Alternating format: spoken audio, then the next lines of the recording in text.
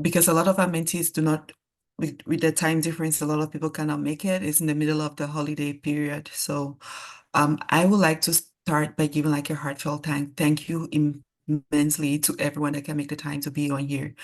I am like taking notes because this is an important session, especially funding dental school. I usually tell every people the best time to start planning how you fund dental school is when you start thinking about dental school. But for a lot of us, we really don't think about the money aspect of it until it's that time to make the decision. So I am like really excited to have Dr. Benton with us. Dr. Benton shows up for everything and shows up for the mentees in more ways than I can count. And I greatly appreciate that of her. We have Dr. Benton, we have Dr. Worrell. Dr. Worrell is just like if there is any information you need about like anything, he's very available. I know I have text him classmates information at any time and he will call. We also have Dr. Major Jones. He's with the military and he's willing to spend this time with us to tell us about what options there are. We have Miss Destiny Khalil. She's going to join us, but she's with the Indian Health Services. But I will leave it up to Dr. Worrell. He's going to be our moderator for tonight, so I'll let him carry on. Okay, Thank you. thank you, Luma. My name is Dr. Dentonio Worrell, also known as Colonel Worrell because I'm an active duty Army dentist. I am a board certified endodontist, and I'm actually currently stationed in the island of Oahu, Hawaii. So as we say over here, aloha. Okay, everybody. And Aloha. so I just wanted to start off by thanking Dr. Haishaw for this wonderful platform, Diversity in Dentistry Mentorships. She's doing amazing things just in a short space of time. You know, this has grown. We're helping people all over the country and then internationally as well, because we've had Canadian students tuning in as well. And so I think this will continue to grow and everybody's dedicated to helping everyone. So I'm just proud and happy to be a part of it. So my role tonight, I guess, is to try to foster this and facilitate this. So my area of expertise is the military, but I have an expert here, an expert in the military. We have Dr. Brandon Jones on tonight, who is, he's also known as Major Brandon Jones, that's his military rank, but he is the dental recruiting integrator, I believe, or integration officer for the Army. And so he can talk about all things HPSB and give you insight into that scholarship program and different funding sources through the military.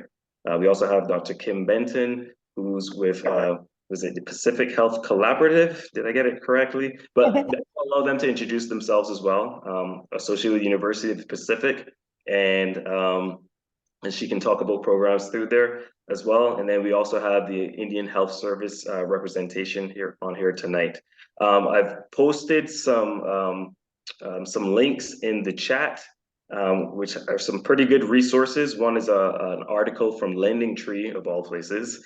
They'll get sucked into that, but the information's on there really good. It's pretty useful and insightful that's on there. And then there's a couple other resources from opportunities from the VA, where they actually have a scholarship that they'll provide to dentists as well, dental students. And then as well as VA, and then also Indian Health Service as well. And so there's some pretty good resources, so feel free to like download those. And then I just want to quote a couple little things that from that article. It stated that the average debt for dental students in 2022 was $294,000. Then according to the Education Data Initiative, it was $286,000. They said that 2/3 of dental school graduates took out loans. And out of those 2/3 that took out loans, 42% of them had loans greater than $300,000. So we all know this already. Dental school is probably one of the most expensive, if not the most expensive, postgraduate education you can pay for.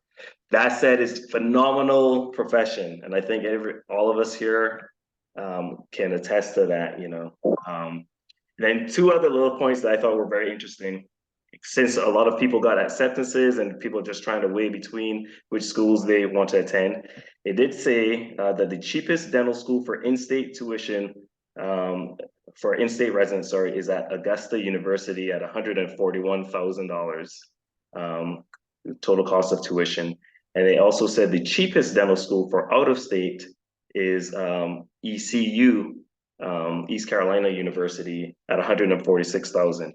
And it just so happens that my former dean of students, Ashley, I think she's the dean of admissions over there at ECU. So if anybody wants any more information about that school, I have a point of contact that can get you more information about them because they are a kind of unique dental school. I think you have to do a low payback time in North Carolina if you attend that school. But without any further ado, I guess maybe we'll just pass it on to Dr. Kim, Dr. Benton first, and then I guess maybe Dr. Jones to give an introduction, and then they can go in and tell us about the programs that they're involved with. Thanks, Dr. Worrell. Good evening, everyone. Dr. Kim Benton with the University of Pacific School of Dentistry, Dagoni.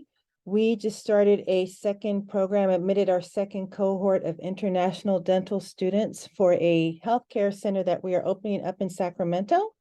I became the director of that program.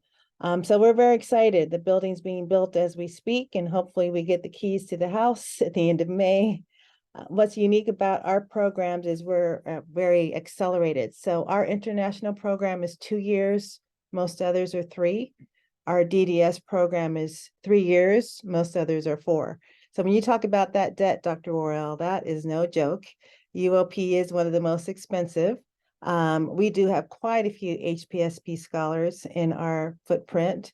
And when you compare our docs being able to get out in the world a little sooner, the debt almost is very similar to 4-year, but they get to get out in the world sooner. So, those are things to think about. So that's me, and we can talk about some other financing options in a bit. Thanks. Hey, good afternoon, or excuse me, good evening, everyone. Can you hear me first off? Thumbs up. Awesome, awesome. Well, my name is Dr. Brandon Jones. I'm also a major in the United States Army Dental Corps.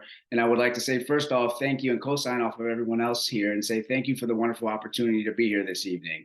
I'm currently serving as the Dental Corps Recruiting Integration Officer. And basically, that's a fancy term for me being able to share my Army story as my job and help to spread the good word of Army dentistry and how it's helped me be able to get to where I am today, and then hopefully inspire you to follow a similar path. And so with that said, I carry with me a lot of knowledge and insight into all the different pathways that the Army Dental Corps has for you to and to finance this very expensive dental school journey that you're about to partake on. So I'm looking very much forward to sharing with you all those avenues of approach, and also potentially sharing you my story and giving you further insight of how you can fund this next chapter of your life. So thank you again. Looking forward to the opportunity.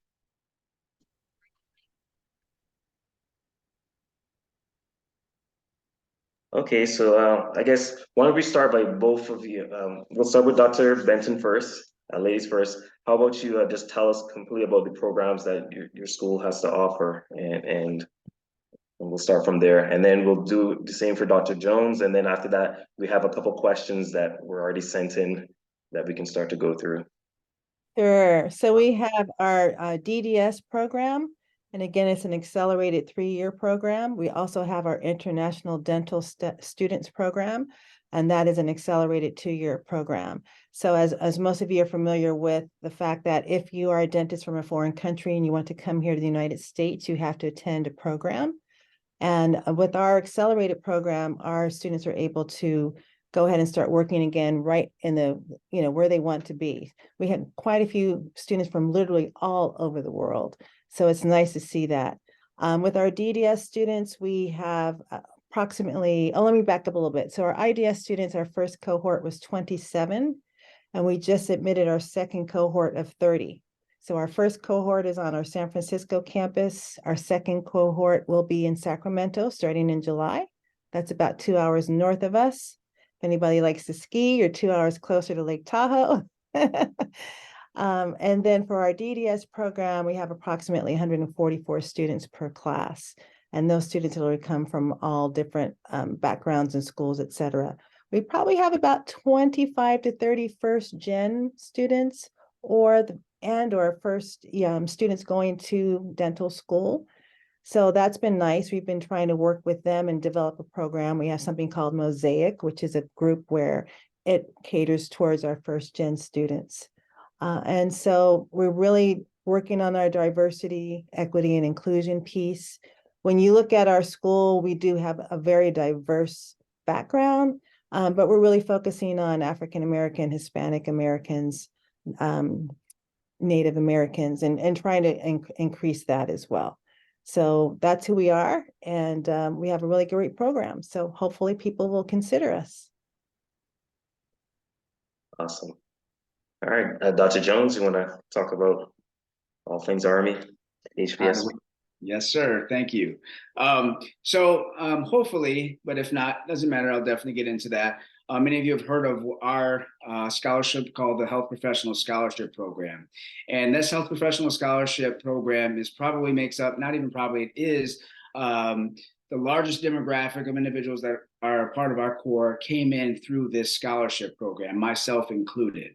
And so what this scholarship has to offer, as long as you go to a US accredited institution, it will pay for everything, literally included all books, tuitions, fees. And on top of that, it will also provide you with a stipend every month, which as it currently stands, it's just over $2,700. And if you receive that 4-year scholarship, it actually includes in there a $20,000 sign-on bonus. So you'll get that at the start of school. And so with all that put together, as it stands today, there really isn't anything else out there that I've heard of that can parallel that.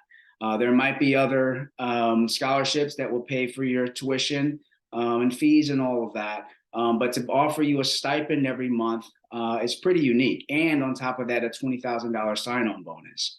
But I'll tell you this, Dr. Worrell did a great job of alluding to how expensive dental school, and he's absolutely right that it is the most expensive postgraduate program.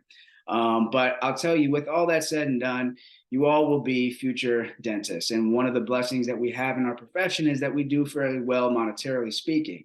However, the greatest aspect to me why this scholarship should be something on your mind really doesn't have to do with the money, honestly speaking. It honestly has to do with what you will gain afterwards. Because I'll tell you, I didn't know this when I decided to join, because I didn't have the opportunity to speak with someone like myself who was an active duty dentist or someone who had the opportunity to serve. So I just went into it with what most people do, which is, wow, my ridiculously expensive dental school is going to be paid for. So sign me up. And then on top of that, I have a guaranteed job. Well, I'll tell you that the greatest value, in my personal opinion, as to why I think this is an awesome opportunity is because I'll tell you, and I mean this with no disrespect, because I say this to everyone. To me, it doesn't matter where you go to dental school, what your GPA will be, what your class rank will be, and what you think your experience will be. Everybody who graduates is a safe beginner at best. Okay. And with that said, you have to be able to figure out at that point, what am I going to do to reach the pinnacle of my profession? I'm sure you all went into this with the idea that you want to be the best of the best, or at least hopefully. And with that said, you've got to figure out, well, how am I going to get there? Dental school will definitely jumpstart you and give you those, initial factors that you need. But then you got to figure out, how am I going to get there? And I'll tell you, it's through a lot of the professional advancement and educational opportunities that you'll receive.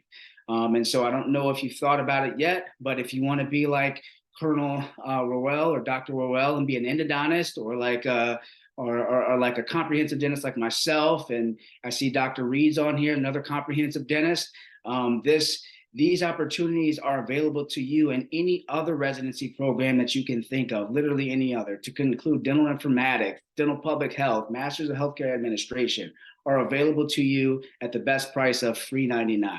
Yeah, I said it, $3.99. And actually, it's a little bit better than that, because you're actually getting paid as a doctor. You're getting paid as a general dentist to go learn how to be an endodontist, a periodontist, an oral surgeon.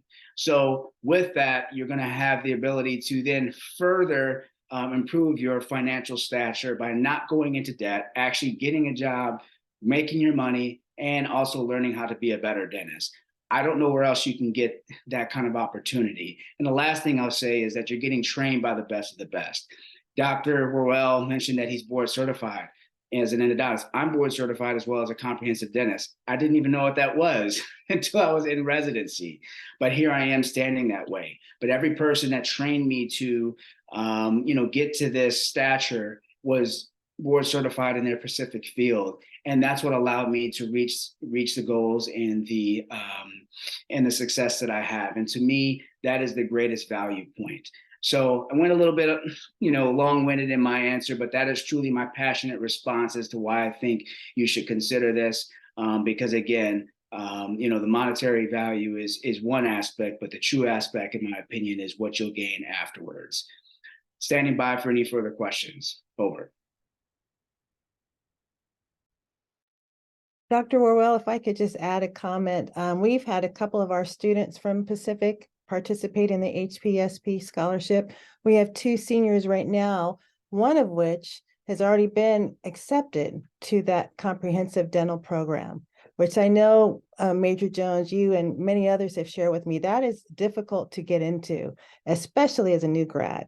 So just to have that sense of peace that, one, you know where you're going, right? You have a job, you're getting training, you have very minimal debt because you may have a little bit based on some other things, but she is just on cloud 9 right now because I don't think she realized how blessed she is to get this position at this stage in her career. So we always have at least 1 to 2 of our graduates that are HPSP scholars and have gone on to do many great things.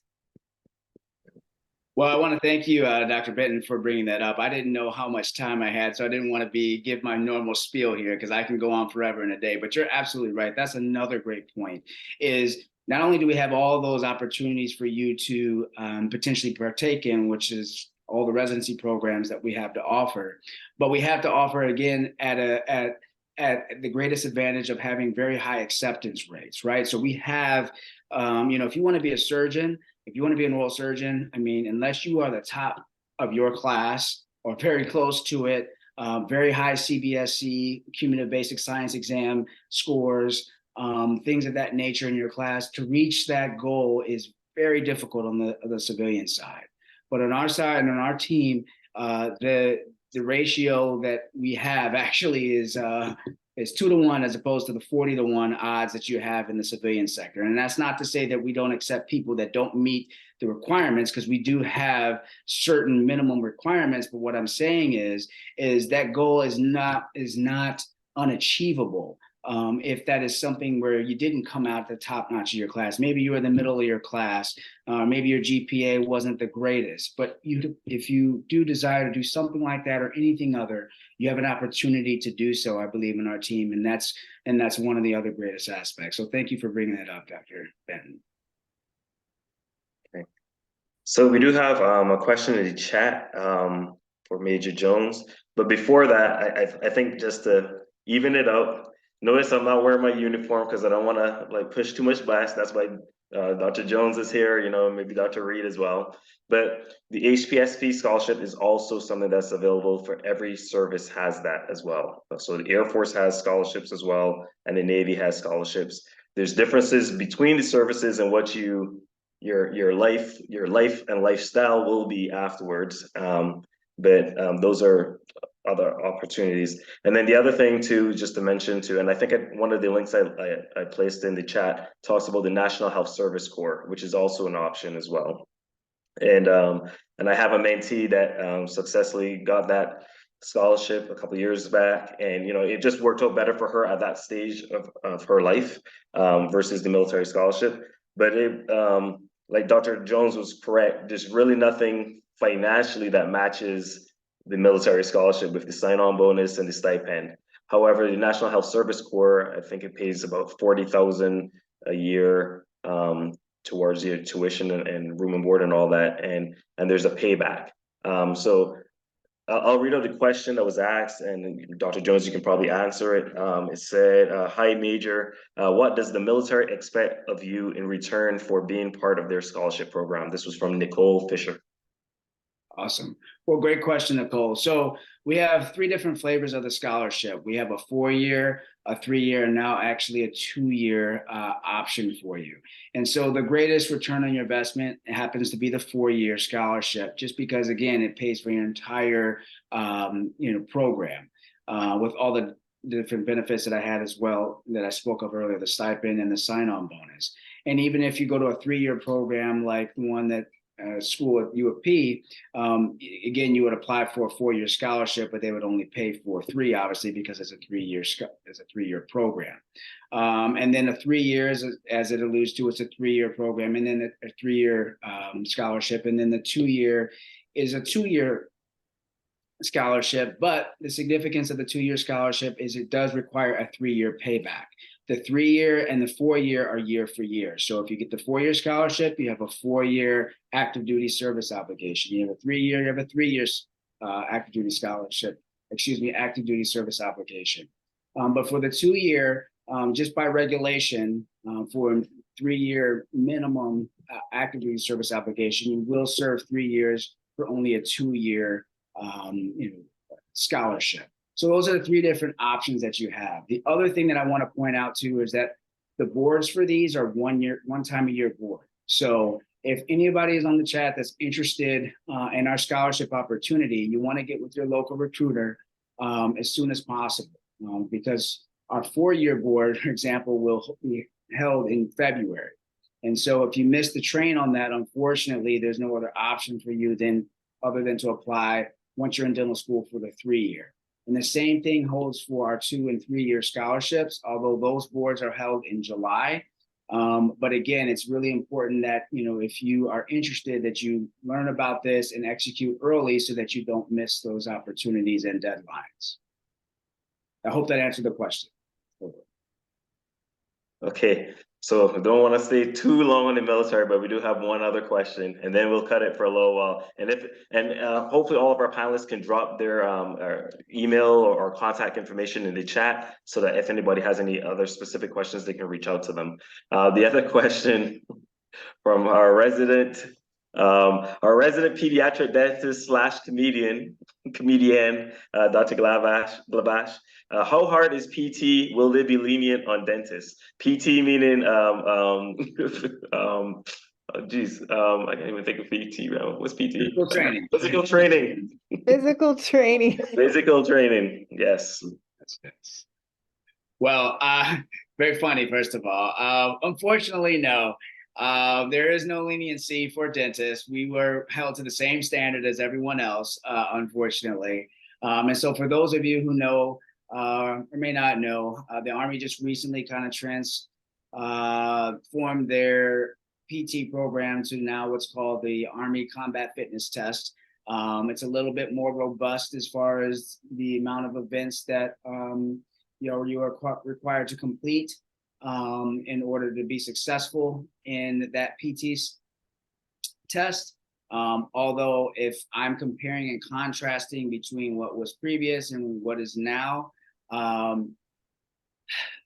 don't know. And then there's other military members on here that can agree or not agree. I would say this new one is probably definitely harder to what we call max, meaning have a perfect score. But I would say that it might be slightly easier to just pass. Again, that's my personal opinion on it. I don't know if others would agree. But again, to answer your question directly, unfortunately, no matter what, there still is not a leniency for dentists specifically. So that said, though, yeah, I agree. And I think the new test is actually fun. The old one was just push-ups and sit-ups, and a run. This one's got a couple more events involved, but it's still fun. And I can tell you, as somebody that's getting ready to retire in another year or two, I am, even at this stage in my life, still a lot more. Most of us in the military are a lot more fit than just the average person in the population. So just having that standard has actually helped, I think, health-wise. So maybe another thing to add to the money. Okay, so moving on, we also have Miss Malinda Turner on here, and she's the Director of Student Success and Engagement at Pacific Northwest University. School of Dental Medicine, and I think she's got some information that she can share with us as well. Welcome, Ms. Turner. Okay, hello. Wasn't expecting this, but hey, I'm here. Yeah, so I'm the director of student success. The director of student success and engagement at Pacific Northwest University School of Dental Medicine. Thank you, Dr. Worrell, for that opportunity to discuss the university that I work for. The dean is Dr. Fodi Pedagogos. And Yakima is based right in the smack middle of Washington State. It is, they call it the Las Vegas of Washington, but there's no, there's no lights and all that stuff. But our school opens up, our first class begins in the fall of 2025. We are right now smack dab in the middle of going through the accreditation process. So we are running and all of that and getting our mock site visits and all of that. So we're excited and we're working hard. Our application process is due to open in the summer of 2024. Our class size is going to be 36 students, and we're doing something a little bit different at our university. We are not having our students take the DAT. We have removed that. And with that, we have also created hygiene pathway programs for hygienists who are looking to become dentists. This will help remove any barriers, lessen barriers for those who are from rural communities and underserved communities who want to give back. We are also doing your second through the fourth year at 3 different sites. So first year you stay in Yakima. The second through the fourth year, our students have the option to go to 3 other sites, meaning that they are going to go to an FQHC, which is a federally qualified health center, and work on patients that are underserved or from rural communities. So we have one that's in Tacoma, that's on the west side in the Puget Sound area. Another clinic in Yakima, which is right around the corner from our actual campus, and then one in Kennewick, which is way in the corner, almost parallel to, I'm gonna say Idaho. It's way down in the corner. But this will really help us get to those communities that need the support. We're super excited, and thank you for giving me this opportunity to give you a little bit of snippet about our wonderful school. Are there funding opportunities? Money, money, money. What do you mean funding? We could always use some money. Okay. So scholarship opportunities for students and et cetera, or? So we are working on that right now. Dr. Panagakos is working on that. We are looking at how we can support our underserved communities, get into our schools. My job is to get the students to the front door and then keep them there by offering them any type of support, creating the NSDA, SNDA, as well as the HSDA, all the student dental associations, and just creating a culture that is a belonging culture for all of those students that are from diverse communities. And then my job is also to help them get out into the community, meaning to start their practices or to what it looks like to get lawyers involved to read contracts and all of that and get them in front of financial wealth builders so they don't continue to create financial debt. We want to not do that. So as for scholarships, we're still working on that. And so Dr. Panagakos is taking that on along with me. Okay, thank you. Yeah. And someone asked in the chat, is there an international dentist program as well, or is there plans for that in the future? Or? At this time, we are not accepting international students. We're not doing that simply because Pacific Northwest University also has a medical school there, and it is super small.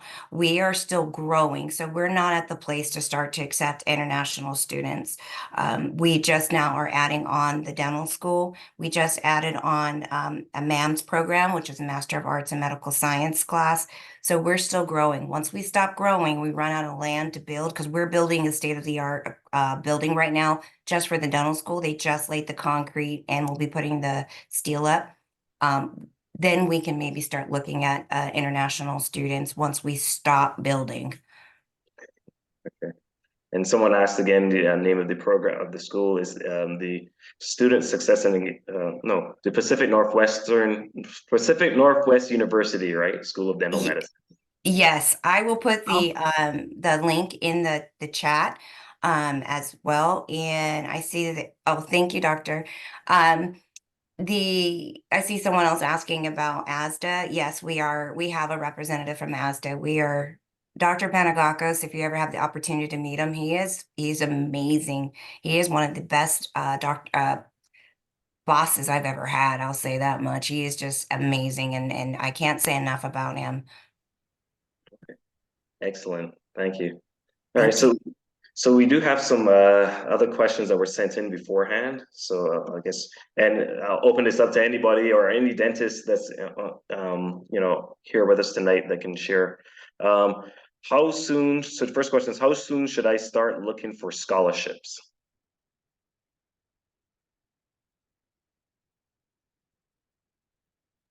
I think Dr. Luma hit the nail on the head as soon as you know that you want to go to dental school.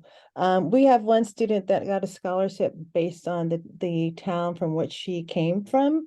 And of course, she will be going back to that town. It's outside of Stockton, California. So it's kind of like a National Health Service Corps, but the government agency funded that. So I think is like what Dr. Luma said, as soon as you know, you want to start looking. We at our school we also offer a dean scholarship, which is sizable, but when you're talking $300,000, 100,000 is a drop in the bucket. So every and anything that you can get outside of what the schools may offer, and little ones help. It doesn't always have to be the 50,000, 2,500. Every little bit helps.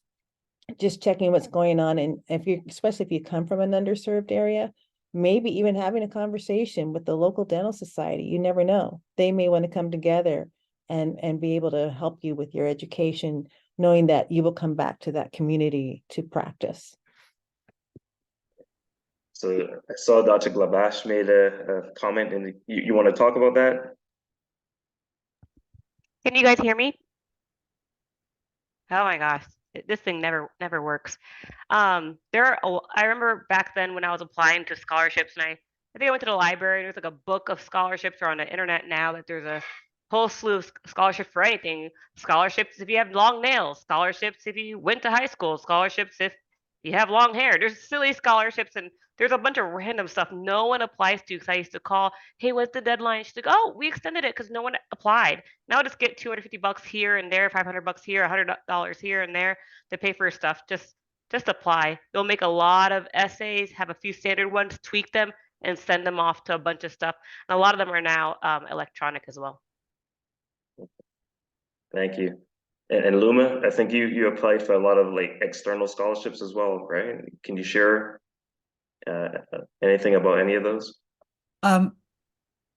As I've always shared, I'm like, it's the same as what Dr. Gavash said, like apply for everything. Like there is a lot of like resources now on the internet. So I am still on FastWeb. I am still on bold.org. If there is like anyone that seems, even if it seems, if there is anyone that I think like I can qualify for, I'm applying. I know like there's some people like you're asking for a letter of recommendation for 500. I'm like, that is 500. Can you give me 500? If someone is going to give me any amount, I'll get that application in. Like now that I'm doing like the MPH as well, I applied for all the scholarships for the MPH program. If your school has some affiliation with something, go on there and look for the scholarships and apply, because I apply for everything. I'm always applying for scholarships. And there's other resources as well. The ADA website has different scholarships. I remember a couple of years back, Colgate had like a $2,000 scholarship. There's different scholarships. So what we can try to do maybe is to try to compile a list. But in the meantime, I think Luma, Dr. Glavash, anybody else, you can always put in the chat any of those I guess those websites that share those opportunities or share some of those opportunities. All right, let's see. Next question is, the schools I am interested in do not have any scholarships listed. What are my options?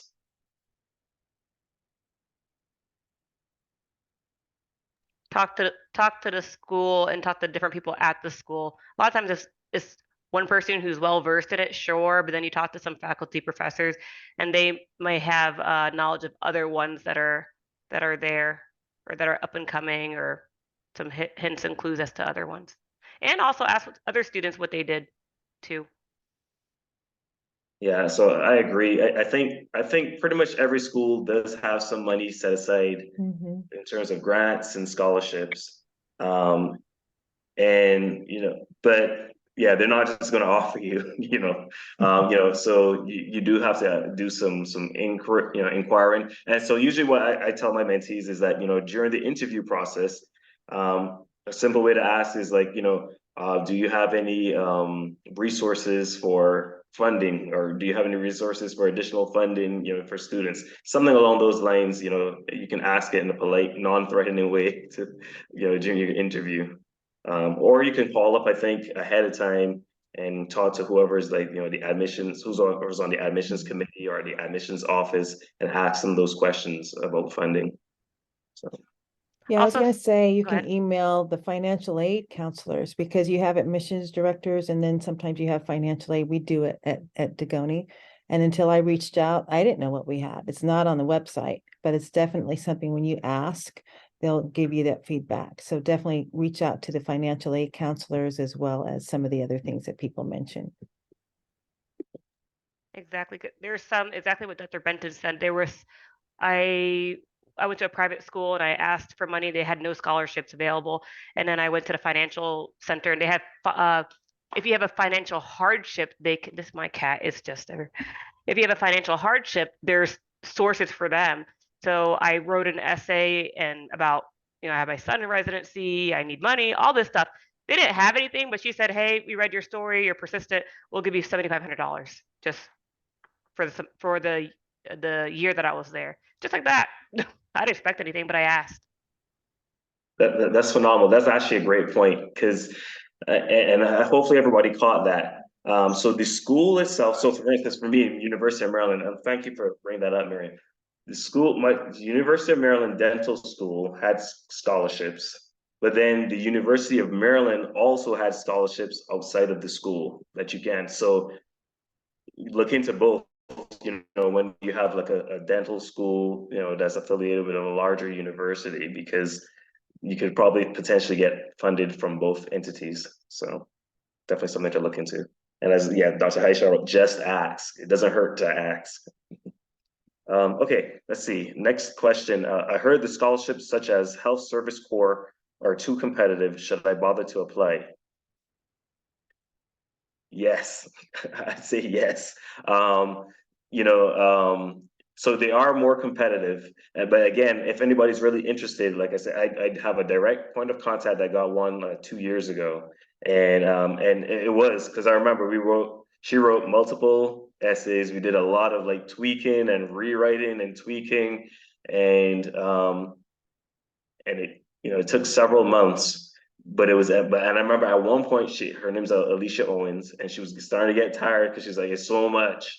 But I said, no, keep going, because if you can get this scholarship, your life will be, because it's not just dental school. Beyond dental school will be so much, and so it was absolutely worth it. And we've had other DIDM alumni come on before. I forgot the young lady's name, but she's at Howard University. She was on one of the webinars earlier that got the National Health Service Corps scholarship as well. So there are folks that can help you to make sure, to optimize your chances of doing so within DIDM. So yeah, definitely go ahead and apply for it. Let's see, next question. The school I am interested in is not very expensive. Is it worth joining the military? Are you still on, Brandon? You want to take that, or Dr. Reed, the first one, you can take that too. Too easy, sir. Absolutely. Well, the answer to that is absolutely yes. Because if for nothing else, it's what I mentioned earlier, which is the greatest reason to join.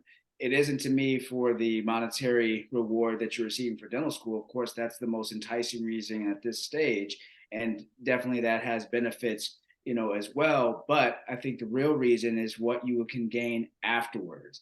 It's the invaluable, education and experience that you'll get as a future provider on our team that you can carry on much longer than you'll have this uniform on. That is the main reason why I think anyone should consider being a part of our team.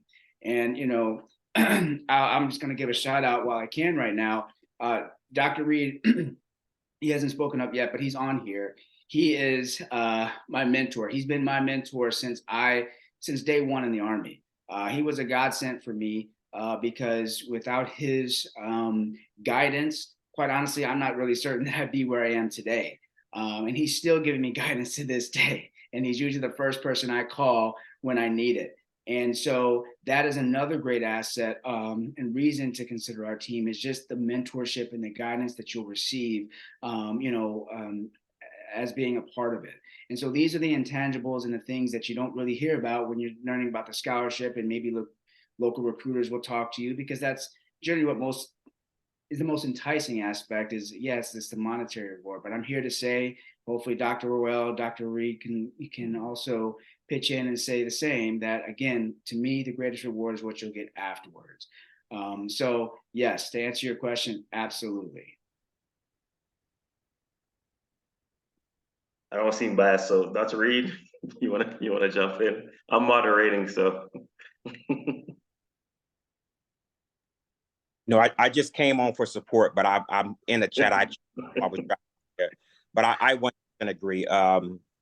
I used the military my whole career from undergrad up till dental school. And again, I went to, as I mentioned in the chat, I went to the University of Mississippi. It was the cheapest dental school in the country, but it was the one that I wanted to go to. And I just felt like, just like what Brandon mentioned, it's the things you get afterwards. And one of the things that is also paramount is that, the military offers a 1-year program that you can get right outside of school to get that same type of experience, which you also included and be part of your payback. But that's just something that's invaluable. And people look at, 4 years, you go into the military. A lot of our individuals that get the scholarship get it and get out after 4 years because they realize maybe they want to do other things outside of. But having 4 years paid for and then allowing yourself to leave debt free and then start your career or second part of your career is definitely something that that'll benefit you long term. Over. True military men, they always end it with over. All right. Next question. Best way to best way to save money while in dental school. All right, I'll start. Best way to save money while in dental school. If you're taking out loans, do not only take out the amount that you need. Okay, they're gonna offer you, if you're taking out loans, they're gonna offer you like crazy amounts of money, way beyond what you actually need.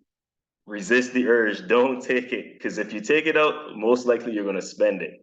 And then there's other folks that, like, I had classmates that did this too. They took it all out and then they took the extra and then they put it in the stock market or started trying to day trade and stuff like that and lost money. Don't do it. Only take out what you need. That's my first 2 cents. Sorry, Anybody they deserve to wanna lose jump in? money if they did that. I know some that did that. Sorry. Anybody else want to chime in? I know Dr. Glavash has got something to say on that. Best way to save money while in dental school. Beans and rice and beans. But yeah, I did exactly what you said. You see the money, you see the amount, and it drops. Oh, it took me. I kept taking out the full amount, and like you said, it just disappeared. So the 3rd and 4th year, I finally just took out what I needed, and then because it drops in your account, you can't return the money till a certain grace period. Then I would return the money on purpose without leaving. Oh, my emergency fund, girl. Yeah. I think for me, a lot of my classmates took everything because they want to maintain some type of social life. They still want to go out on some days and things like that. For me, the best way to save money during this period is to understand that you will not be able to afford whatever standard of living you had before. It is a sacrifice for 4 years that way, because I tell everyone, I'm like, the 1,000 you take now, you pay back 5,000. Is it worth it? Is that Wednesday night worth it? Is that trip worth it? Like, as I shared, like half of my class is somewhere in Europe right now. Is that trip worth it? And you could also do rice and beans and ramen noodles, but Ramen noodles with the egg. Everybody know that, right? that makes Ramen it with the classy. egg. Add some veggies. Half joking, half not, half serious as well. Make friends with the best cook in your class. You save a lot of money that way too. Every Thursday night, we all used to get together. I had this classmate that used to make this this lasagna, amazing.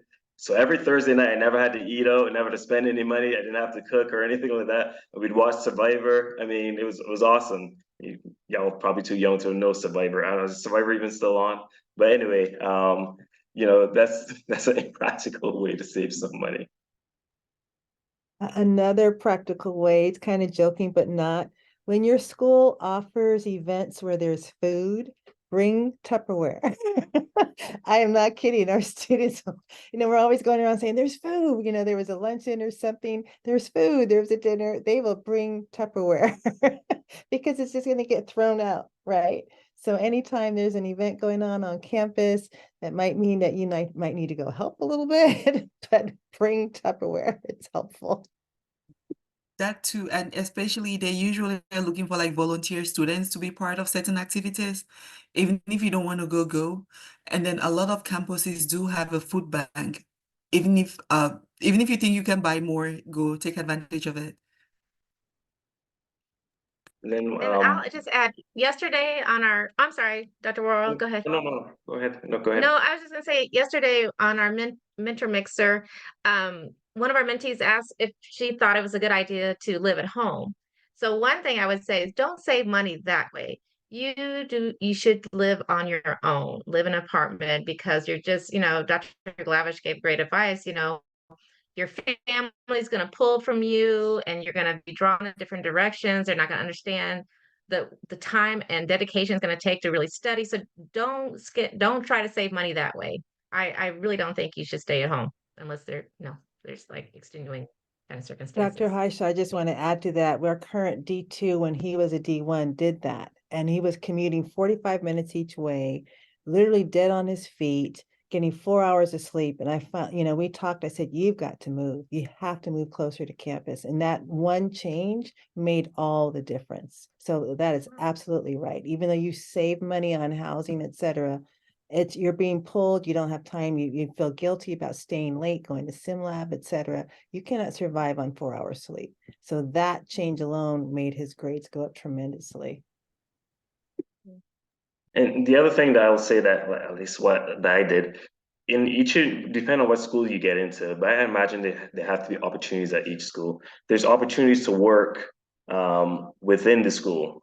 Now, I guess a little controversial, you got to make sure you're doing well on your grades. But what I tried to do was I try to be smart about it. So the two jobs that I had while I was in dental school was one was pouring up models in the orthodontic lab.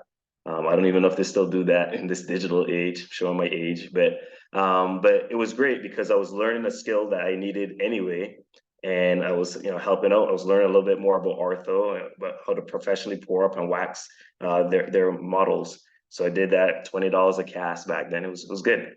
And then the other thing I did was I worked in the alumni department on the call center, where we'd call up alumni to beg for money for the school, to beg for money for scholarships for people like you all. So, and then so I learned a lot about dentists and their giving habits through that experience.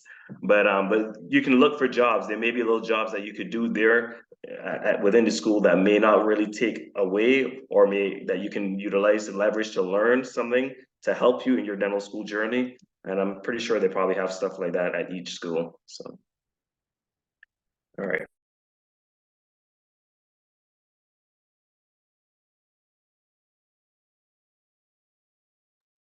You went on mute, Dr. Worrell. Dr. Worrell, you're on mute. Sorry. I was reading out your comment, Luma, talking about the peer tutoring where you're paid to tutor lower classes.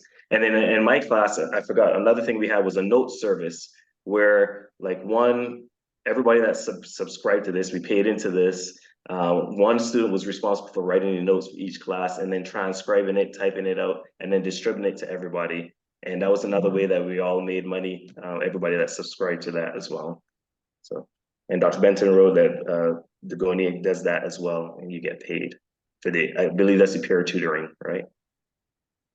Okay, perfect. Okay, next question. Okay, last question that we have here. How come some people are getting accepted with scholarships? How did they apply for it? And I think we kind of talked about that already, in most cases, I think you're going to have to ask for the scholarship, maybe unless like, you got like a 4.0 and was it like a 28, 29 on the DAT and the school's just like salivating for you. Where they're gonna like, okay, we'll do whatever it takes to get this individual. You like completely blow them away on the interview. They're probably not gonna offer that. You have to ask, and inquire and then do your research for in terms of scholarship opportunities. And then I think there's a question as well from Linda. She was asking if there are any age limits for the military. Dr. Jones? Yes, so we do have age limits, and I use that loosely simply because they're technically, the standard. However, depending upon the situation, there are waivers for it. So don't let that deter you. If you think and feel that you are outside those guidelines, so just give you perspective for active duty service, we have a age restriction of 42. For reserve, it's 47. And I believe for HPSP, I want to say it's 35. Don't hold my feet to the fire on that one. But nonetheless, if you fall outside these potential limits, just don't let that deter you. Speak with me, or I get in touch with a local recruiter, and we'll talk to you about the waiver process and how and what that looks like in order for that to be, authorized, depending upon whatever your age may be. Okay. And I think we have one other question. What are your thoughts on scholarship negotiation?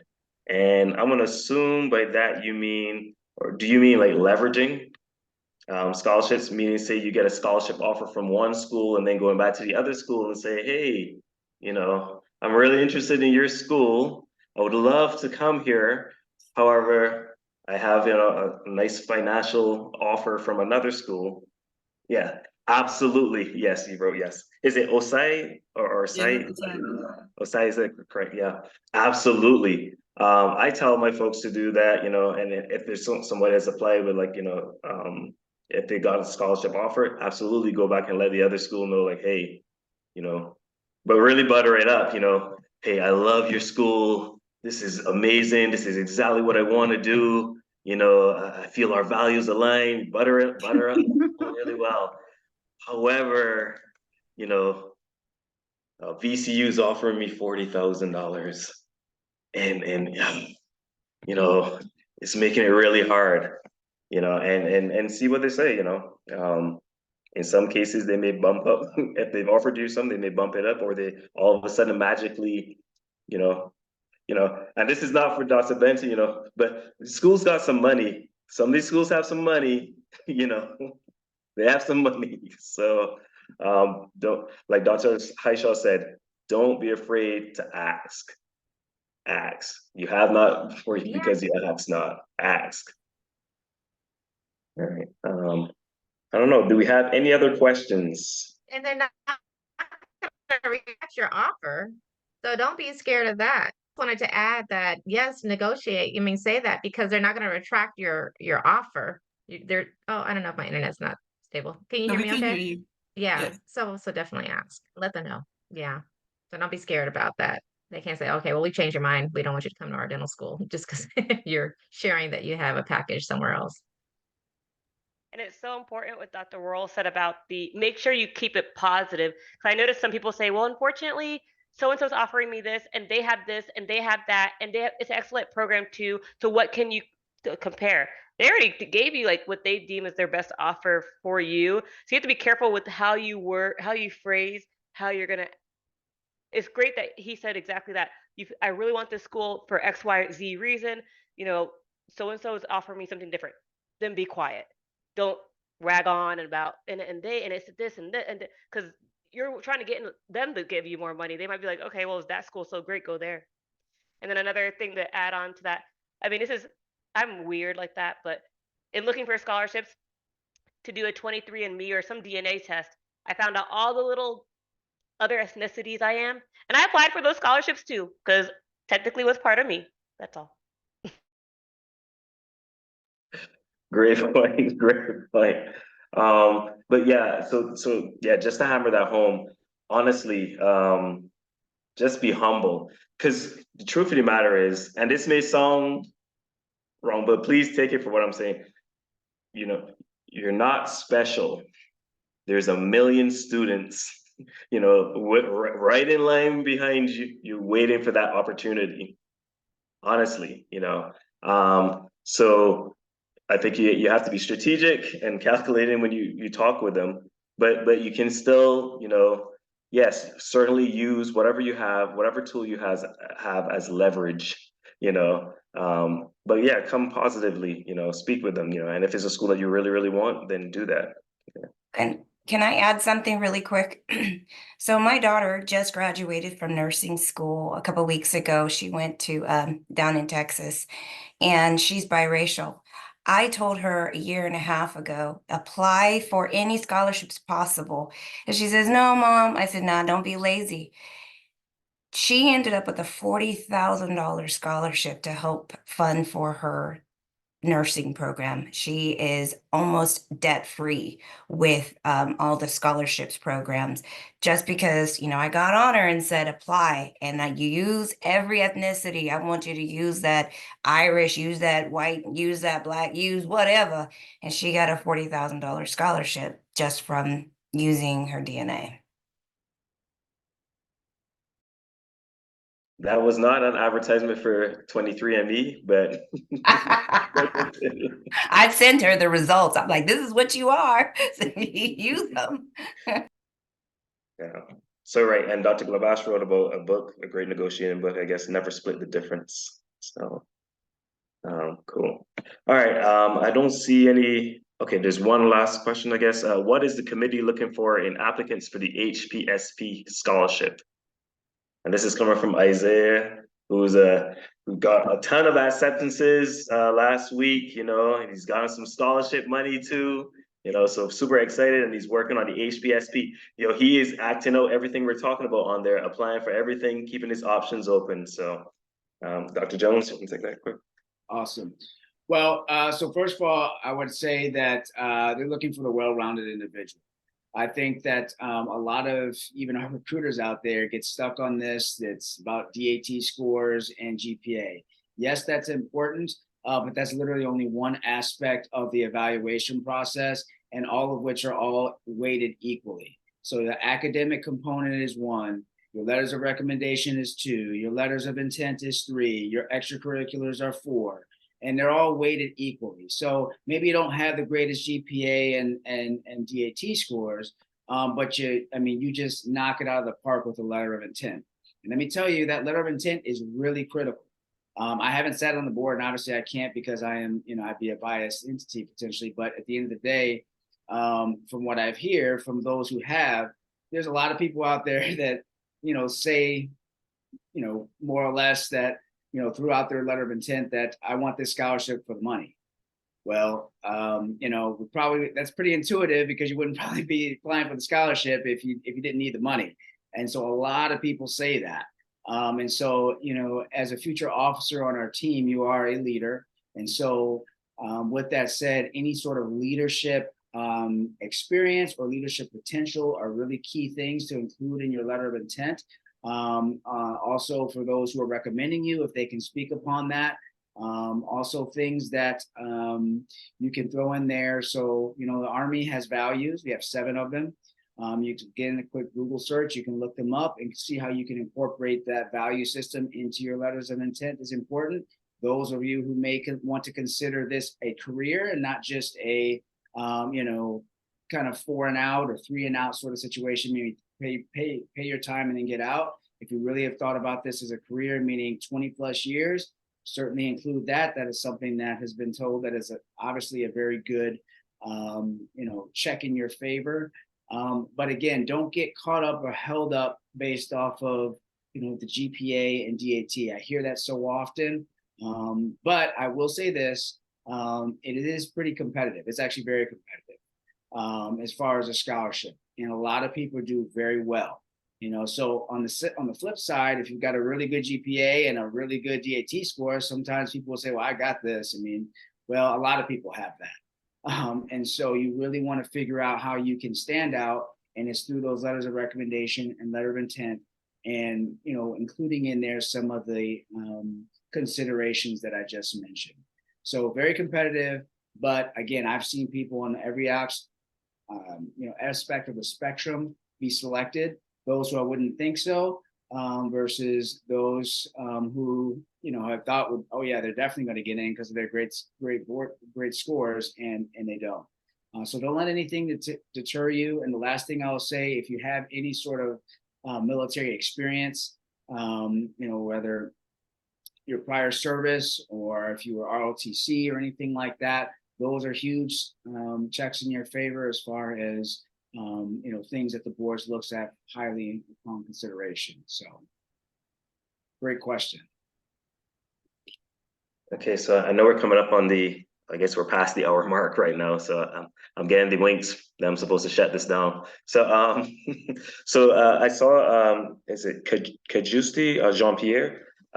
You had two other questions. I don't know if Dr. Jones had dropped his information in the chat. I'll drop mine quickly too, so you can feel free to reach out and we can ask those questions and get those answered about the scholarship. But I guess real quick, Dr. Jones, do you know what's the deadline for the scholarship, for applying for the scholarship? Yes, so the deadline for our 4-year scholarship, gosh, the exact date is, I can't think of it on my mind. It's actually next month. It's in January. I want to say towards the tail end of it, because the actual formal board will meet in February. So you really don't have, if those of you are out there going to be starting dental school next year, you really have very little time to be able to complete any sort of process for our 4-year scholarship. But our 3-year scholarship and 2-year scholarship boards will convene in the July timeframe. So again, depending upon where you're at in school, either about to start school or in school, we generally have a scholarship offer for you, whether it be 4-year, 2-year, or 3-year option. Last question. Can international students apply for, I guess the HPSB, I guess? Yes, absolutely. I've seen several in my tenure. As long as, again, you have, if you're a U.S. citizen, then absolutely you're able to apply for that. And again, of course, if you go to an accredited dental school, so we'll tailor the scholarship to fit whatever kind of program you're in, which generally those programs, as alluded to earlier by Dr. Benton, are like 2-year programs. So you would get a 2-year scholarship to fund you throughout that international program. Yeah, so I guess last question. Dr. Haisha was asking, does anyone have information on the Indian Health Service, since our panelist is not here? I do have a contact that may be able to provide some information. So everybody has my email. I guess anybody that's looking for information on IHS, maybe send me an email and I can try to link. There's a guy up in Seattle, not Seattle, in Washington State that I know that's serving on a reservation. So I could probably try to link them up with that. All right.